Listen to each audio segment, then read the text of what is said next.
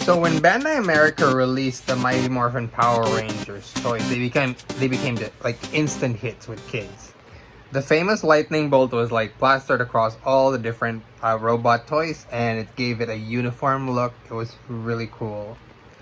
However, what a lot of kids and collectors didn't really realize at the time was that they were basically replacing the sticker, completely different toy. The robots essentially had an accurate detail to the TV show, and if you observed the TV show enough, or at least saw the Japanese versions, you'd realize that, hey, these stickers are different, and we didn't really know why. Today we're going to talk about all of the details that were, plastered over with those lightning bolts and what they could have meant. So before I get started on the individual robots, it's important to always have like a disclaimer of what Power Rangers is in relation to Super Sentai. Essentially, Super Sentai is the origin of the source material of Power Rangers. During the 90s, that was when the first few Power Rangers shows aired, and all of them were essentially, they had footage taken off of Super Sentai. So each new year, there would be a new Sentai team with a new Sentai theme. And it was in the 90s when Mighty Morphin Power Rangers became the very first Power Ranger series to adapt off of Super Sentai. Now, Season 1 of Mighty Morphin Power Rangers was based off a dinosaur Super Sentai called Zyuranger, or Jurenja. Now, this video is not really going to talk about the design aesthetic of the robots themselves. We're gonna do a separate video on that. We're talking about decals specifically. Now, when Bandai America acquired the Megazord from Bandai Japan, called Daizujin originally, they essentially replaced a bunch of the stickers on the Daizujin. The new labels were mostly, the aforementioned lightning bolt symbol. It could have been new, more technological looking stickers. It was just different for a lot of the different toys. But what exactly was under the brand spanking new label, so to speak? Now, for the Dinozords themselves, the stickers that they replaced, or the ones that we saw on screen, were effectively Easter eggs themselves. So each Dinozord basically had the first letter of the name of the dinosaur or beast that they were based from on their body somewhere. So you've got M for mammoth or mastodon, which was on the face of the mastodon and also on the sides of the Zord itself. For pterodactyl or pteranodon, the P was on the sides, like running across the back of the pterodactyl. It wasn't like a straight up P though. Like you could make out a P and then a flip version of it, and the P did not have a hole. That sounded weird, but you get what I'm saying. It was a letter P without the hole in the center. And then for Sabretooth Tiger, it was a very obvious S and T on the side of the Sabretooth Tiger, and then flipped on the other side so that it would just mirror itself. For Triceratops, there was a lot more actually, because there was a T on its head that was shaped like a Triceratops horn, but at the same time, on the side of the Triceratops, just over the tank treads, you would see TR and TP. And then, of course, flipped on the other side for symmetry. So now that you've seen all of that, like you know what it looks like on Mammoth, on Pterodactyl, Sabretooth Tiger, Triceratops, it becomes very obvious where the one on the Tyrannosaurus is. It was dead center on the chest. But Tyrannosaurus had one other Easter egg. On the side of its hips, on either side, was a small letter D.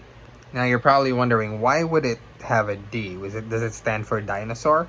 More than likely it stood for Daizujin, which is the Japanese name of the Megazord. Now when you combine all of the dinosaurs together, you get the Megazord, and there are giant M's on its shoulders. Which was fortuitous but I have this feeling that it might have helped with the name Megazord because of the giant M's on the shoulders. Funny thing, Dragon Caesar is kind of the same thing. Dragon Caesar actually has a small D, and this is funny because it's on the crotch. Yes, it stands for Dragon Caesar, of course. But there's something else on the Dragon Zord or the Dragon Caesar. There's actually, you know how the Green Ranger coin is a different design, or the aesthetic is different from the other beast coins or the power coins.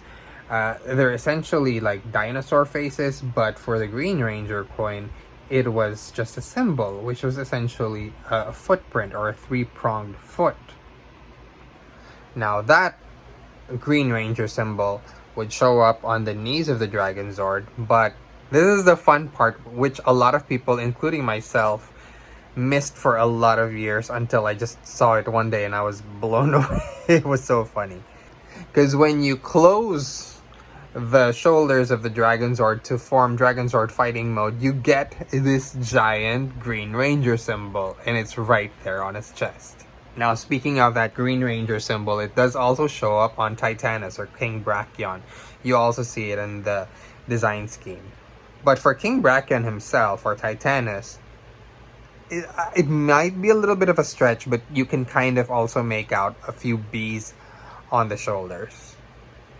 Now, for the Thunder Megazord in Season 2, they didn't really totally phase out the Dinozords, and what was funny was the non-show accurate Dinozords that were out in the market, the ones with the replaced stickers, became show accurate in Season 2 because when the Dinozords were repaired, they came out looking like Dinozords that you would buy on the shelves. And what would happen is these Dinozords would then transform or morph into the Thunder Zords. Now, for the Thunder Zord, because they also received the same treatment where new labels were slapped onto them for a more modern approach. The square spiral that's present in a lot of the Die Ranger stuff, because Season 2 was based off of Die Ranger, it was also present on the chest of the Red Dragon Thunder Zord, but that was replaced with the Thunderbolt icon. And for the Griffin and Unicorn Thunder Zords, by the way, they're not actually Griffin and Unicorn in the Japanese version. The Griffin is the Killin, which is, kind of a Griffin, but not really. Has a lot more horns. But the head style of the Killin is what is on the chest plate of the yellow Thunder Zord. But they replaced that with a more generic Y symbol, which kind of looks like a yen, but not really. And for the unicorn, it's not really a unicorn, and it's more like a Pegasus. But then again, we couldn't fault them because it does have a horn. So, okay, cool. Now, it also has like a Y symbol when it was... it also had a Y symbol, rather, when it was brought over to the US. And for both of them, they had like a stylized... set of stickers for the legs, if you can call them that, but they were replaced with the lightning bolt icons as well. Now, for the One Tiger or the White Tiger Zord, it's a lot more obvious what changes happened. A lot of the black and white decals were replaced with red, and what happened was it was the stripes that were taken out for some reason. And those stripes, you can kind of see how they, go straight and then dip in the middle. That's how the Tiger Zord coin looks, right? Now, they changed that and swapped it out for red stickers in the American version. I'm not really sure why. It gives it a different color scheme altogether, kind of. The original has it more as black and white. Here it's more white and red. Not a lot going on for Tor the Shuttle Zord, really. It's just some techie stuff on the Japanese version was replaced with a lightning bolt symbol. So not much for Season 2. But it's Season 3 where it gets interesting once again. So the thing with Season 3 is it was based off of Kaku Ranger.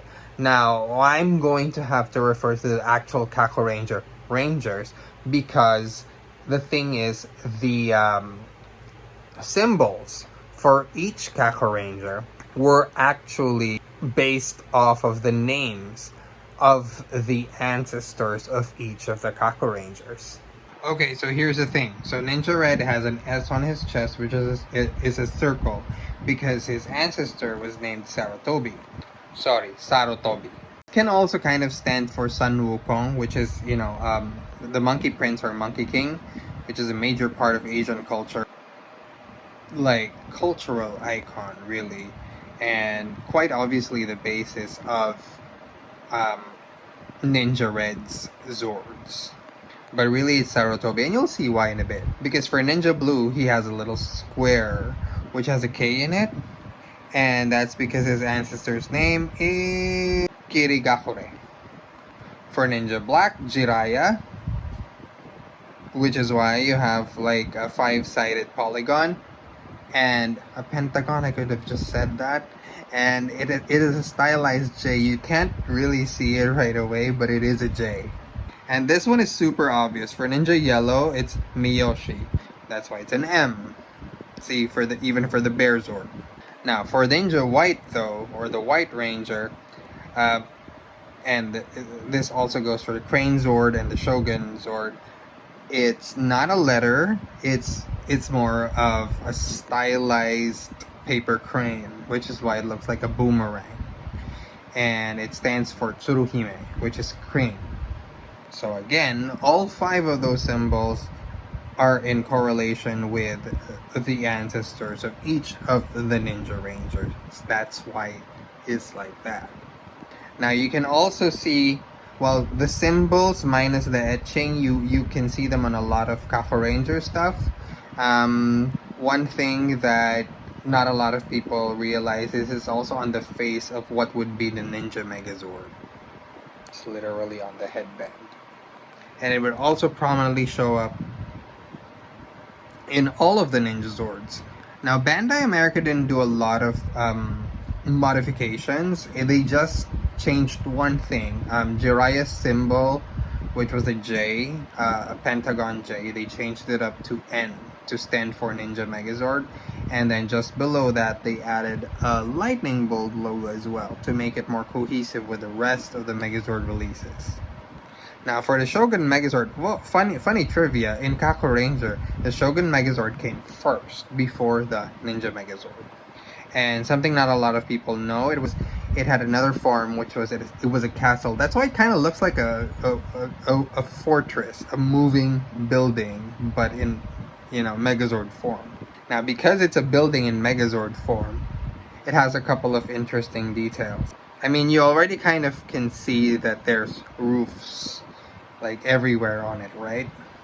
But other than that, on the chest piece, on the pentagon of the Shogun Megazord in the combined mode, where in the Bandai America it has a lightning bolt, and not even the usual lightning bolt, it's just like a, kind of like the JLU flash lightning bolt, which is just 4 points. But it has a shinobi kanji in the original and on the TV show as well. And interestingly, on the shoulders of the Shogun Megazord, where it's in the American version, you see the typical lightning bolts.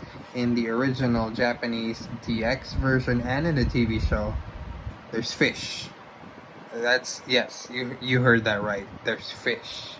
But what are those fish for? Those are basically gargoyles.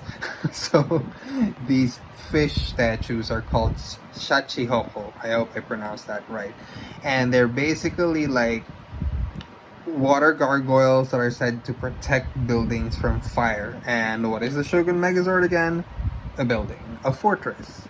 The funny thing is, while the shachihokos were edited out for the shoulder part, the thing is, there was still a very prominent shachihoko in the sword itself. So the hilt was a shachihoko. So yeah, they decided to keep that.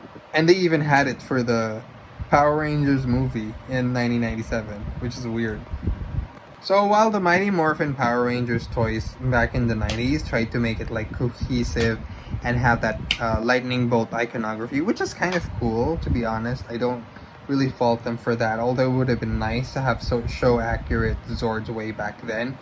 All releases that followed, like for Super Minipla, Chogokin, Legacy, Lightning, Zap, all of those, essentially they just decided to go show accurate after all of that, because there was no reason to really change any of those details, to be honest.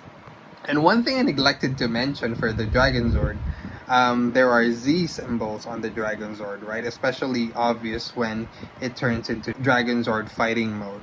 And you also see some of it in the design aesthetic of the Titanus. Interestingly enough, that stands for Zyuranger.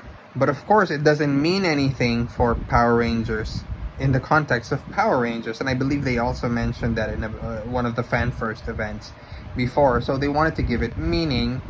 But Toei, however, already kind of considered it as it stands for Zords, Zordon, etc. And they said as much when they released Super Zen Kaiser, which is based off of the Dragon Caesar design. So the Z's on him, they said, were for Zyuranger, or for Zen Kaiser, Zen Kaiser, Zord. They actually said that in the official website. So there you go. And like I keep saying, guys, Japan, Super Sentai, they love Power Rangers. It's us fans that are kind of making a divide between the two, but they love each other, to be honest. And now to give it more meaning, on the side of the Power Rangers, Z, that Z logo way back when, is being used now for the Zord Ascension project, and it's basically now the logo for all Zords moving forward, which I think is very cool.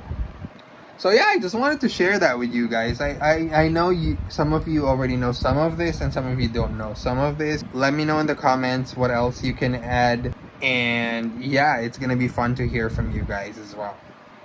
Also, for the one tiger on the shoulders, I could be wrong, so you can feel free to correct me on this. And the reason I'm putting it here near the end is because I could totally be off about this.